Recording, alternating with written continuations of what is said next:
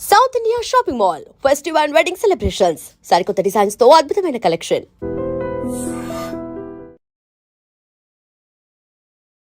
Hi hello నమస్తే, welcome back to iDream media. ఈరోజు మనతో పాటు ఉన్నారు.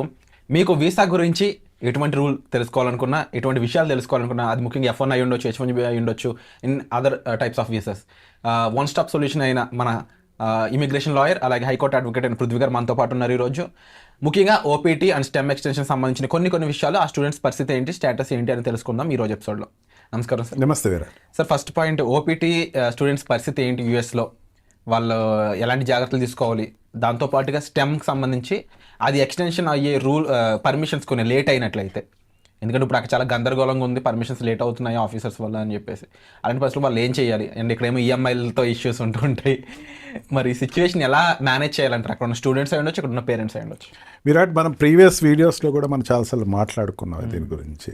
డబ్బులు ఉన్నవాడే యూఎస్ వెళ్ళండి, డబ్బులు లేనివాడే దయచేసి మీరు వెళ్ళాం కదా ఇబ్బందులు పడుతున్నారు, మా అబ్బాయి ఇబ్బంది పడుతున్నారు అంటే అది I'm speechless of it. Banks రుణాలు తీసుకుని వెళ్ళారు స్టూడెంట్స్, వాళ్ళు అక్కడ ఓపీటీ ఎక్స్టెన్షన్ అవ్వట్లేదు, మరి పేమెంట్ ఇక్కడ ఉంది అని చెప్పేసి. ఎడ్యుకేషన్ వీసా మీద వెళ్ళిన వాళ్ళకైతే ఆ ప్యాకేజెస్లో ఉండేటువంటి దాంట్లో ఆటోమేటిక్గా ఇంకో 2 years ఏదో ఎక్స్టెన్షన్ ఉంటుంది వాళ్ళకి పేమెంట్ దాని మీద. అంటే అక్కడ జాబ్ వచ్చిన తర్వాత పే చేయటం, ఓపీటీలో సగం పే చేసినా సరే మళ్ళీ ఇక్కడ బ్యాంక్కి పంపించుకుంటే ఆటోమేటిక్గా వాళ్ళు కన్సిడర్ చేస్తారు, అది పెద్ద ఇష్యూ కాదు. ప్రాబ్లం ఇక్కడ వస్తుందంటే, నేను డబ్బులంతా పెట్టేసేసాను, మా అబ్బాయి పరిస్థితి అర్థం కావట్లేదు, నాకు ఏంటి అగమ్య గోచరంగా ఉంది, ఓపీటీ చూస్తే అదేమో ఎక్స్టెన్షన్ అయ్యేట్టు కనపట్లేదు, స్టెమ్ ఎక్స్టెన్షన్ కనపట్లేదు, ఏంటి అని చెప్పేసి అంటే వాళ్ళతోటి ప్రాబ్లం ఇది. అక్కడ యుఎస్లో ఒక సెక్టర్ ఉంటుంది, లీగల్ సెక్టర్ అని చెప్పేసి. అక్కడ ఉండేటువంటి lawyers they can definitely help in giving some solution. Already ఇక్కడ జాబ్లో ఉన్నాను, ఓపీటీలో నేను చిన్న చితక జాబ్లో జాయిన్ అయిపోతే ఏదో జాబ్లో ఇప్పుడు యాజ్ ఆఫ్ నౌ నాకు అనిపిస్తుంది ఏంటంటే, H1B వీసా మీద పెద్ద బాంబే మన ట్రంప్ వేయటం జరిగింది. ఆటోమేటిక్గా H1B వీసా కోసం వెళ్ళే వాళ్ళు తగ్గిపోతున్నప్పుడు వాళ్ళు ఏం చేస్తారు, ఇన్లాండ్ గురించి ఇన్ఫోసిస్ ఈవెన్ ఎస్టర్డే అనుకుంటా నేను చూశాను, నేను ఇన్లాండ్ వాళ్ళని ఎక్కువ తీసుకుంటున్నాము రేదర్ దాన్ అబ్రాడ్ నుంచి తెచ్చుకునే వాళ్ళకి. ఎందుకంటే ఆ అమౌంట్ కట్టాల్సింది వాళ్ళు కట్టాలి, కంపెనీలు కట్టాలి. అక్కడ కంపెనీలు కట్టాలంటే $1,00,000 పెట్టి నేను తెచ్చుకునే కన్నా ఇక్కడ ఉన్న వాళ్ళు తీసుకుంటే బెటర్ అనే ఫీలింగ్లో ఉంటుంది. కొంచెం ఆ సిచ్యువేషన్ సెటిల్ అయ్యే వరకు అక్కడ ఉండేటువంటి స్టూడెంట్స్ వచ్చేటువంటి ఓపీటీ ప్రాజెక్ట్స్ ఖచ్చితంగా ఇంక్రీజ్ అవుతాయి. ఇప్పుడు అక్కడ ఉండేటువంటి పాపులేషన్ ఏదైతే ఉందో, అక్కడ 40 crores ఎంతో అనుకుందాం, ఫర్ ఎగ్జాంపుల్ 40 to 30 crores ఏదో పాపులేషన్ ఉంది. అక్కడ ఉండేటువంటి ఈ సాఫ్ట్వేర్ సెక్టర్స్లోనూ లేకపోతే మెడికల్గా చెప్పుకుంటే డాక్టర్స్ కానీ వాళ్ళు ఏదైతే ఉన్నారో, ఉండేటువంటి పాపులేషన్లో నేను తీసుకోవాలి, వీళ్ళ తప్ప వీళ్ళ లేదు అనేసరికి మన వాళ్ళు పికప్ అవుతారు. కొంచెం రేషియోని వెయిట్ చేయాలి, ఆ రేషియో కోసం వెయిట్ చేయాలి. అంతేగాని దాని గురించి ఎక్కువ వరి అయిపోయి ఒక షార్ట్ డిసిషన్ తీసుకుని దయచేసి ఇండియా అయితే రాకండి. ఇండియా మాత్రం ఈ ఉన్నటువంటి పరిస్థితులు ఇండియా అయితే రాకండి. At the same time sir, ఏమవుతుందంటే ఇలాగా ఇండియా రాకుండా అక్కడ స్టెమ్ ఎక్స్టెన్షన్కి సంబంధించి క్లారిటీ లేకుండా ఉన్న వాళ్ళు కొన్నిసార్లు బయటకు వచ్చి వేరే జాబ్స్ చేసుకోవడం, ఇది ఎంత కట్టడి చేసినా, ఎన్ని వీడియోలు చేసినా, ఎంత క్లారిటీ ఇచ్చినా, ఎంత అవగాహన ఇచ్చినా, అవేర్నెస్ ఇచ్చినా, ఏం చేసినా సరే ఇవి జరగడం ఆపట్లేదు. దీనివల్ల ఏమవుతుందంటే ప్రమాదాలు బయట ఉండే అక్కడ లోకల్ అమెరికన్స్ వాళ్ళు గన్ కల్చర్ తెలిసిందే, వాళ్ళు వచ్చి చంపడం చేయొచ్చు, లేదంటే అక్కడ ఉన్న రూల్స్ మీద వాళ్ళని జైల్లోకి తోయడం అయి ఉండొచ్చు, ఇలాంటి చాలా ప్రమాదాలు ఉన్నాయి. దీనికి సంబంధించి అక్కడ స్టూడెంట్స్కి ఏం చెప్తారు? మనకి హైదరాబాద్ నుంచి వెళ్ళే వాళ్ళకి ఏంటంటే, జనరల్గా సెకండ్ షో చూసి రాత్రి 12 1 గంటకి ఎక్కడో ఉండేటువంటి ఛాయ్ దుకాణాల్లో కొంచెం కాలక్షేపం చేసుకుని అక్కడ ఉండటం, అండ్ ఇంటికి వెళ్ళేసరికి 2 3 ఇంటికి వెళ్ళాలనుకునేటువంటి కల్చర్ తోటి ఉంటారు. ఈవెన్ ఇప్పుడు కూడా మనకి ఏదైనా మన ప్రొఫెషన్స్లో మనం ఉన్నప్పుడు ఏదైనా మనకి రాత్రి నిద్ర పట్టకపోతే దగ్గరలో ఉండేటువంటి ఛాయ్ దుకాణాలకు వెళ్ళి ఏదో ఒక ఛాయ్ తీసుకుని రిలాక్స్ అయ్యి అట్లా తిరిగి మళ్ళీ ఇంటికి వచ్చి పడుకుంటూ అని ఉంటుంది. యూఎస్లో అట్లా ఉండదు విరాట్. యూఎస్లో సన్సెట్ అయిపోయిన వెంటనే ప్రతి వాళ్ళకి టెన్షన్ మొదలవుతుంది. బికాజ్ ఆఫ్ టెన్షన్ అక్కడ ఉండే వాళ్ళకి మెయిన్ కారణం ఏంటంటే insecurity. These people really feel that as if they are aliens.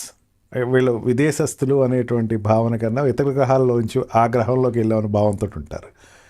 Definitely కొన్ని పెద్ద సిటీస్, వాషింగ్టన్ డీసీ కానీ, కాలిఫోర్నియా కానీ, ఇట్లా పెద్ద సిటీస్ 1-2 న్యూ జెర్సీ కానీ తప్ప మిగతా అన్ని సిటీస్లోనూ, మిడిల్ టౌన్స్లోనూ లేకపోతే స్మాల్ టౌన్స్లో కూడా ఇన్సెక్యూరిటీ భయంకరంగా ఉంటుంది. Virat, what you set is correct. Gun culture అక్కడ common.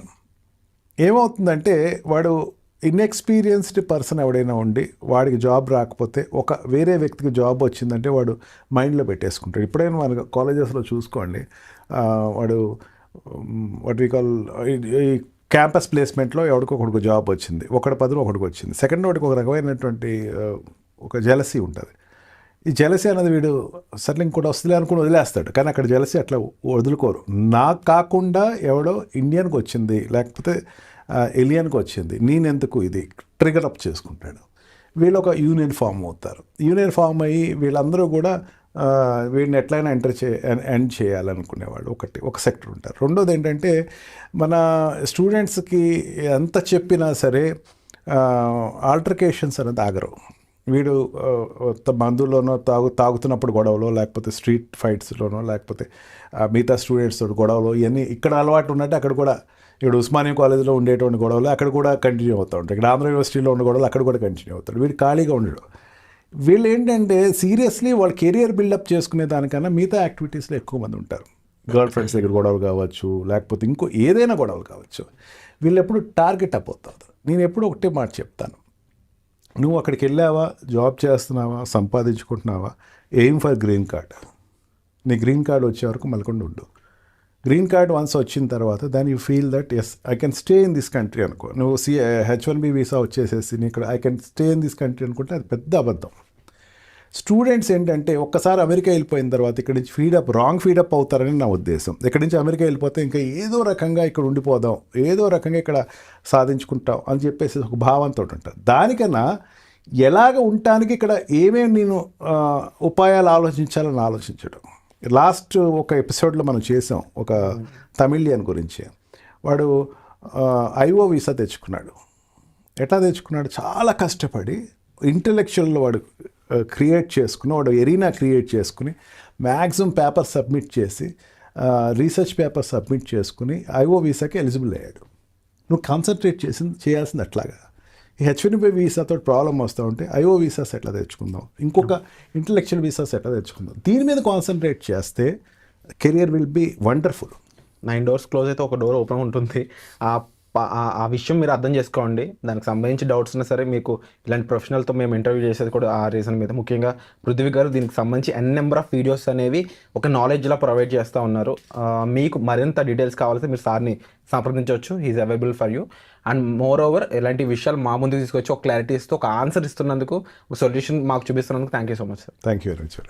And for more videos, Please subscribe to iDream. Please subscribe to iDream. Please subscribe iDream. And please subscribe to iDream. For more videos, subscribe to iDream. please like, share and subscribe to the channel. Congratulations, iDream. Subscribe to iDream. Subscribe to iDream. So subscribe to iDream Media. iDream ki iDream team andarki huge congratulations. Please subscribe iDream Media. Please subscribe to iDream.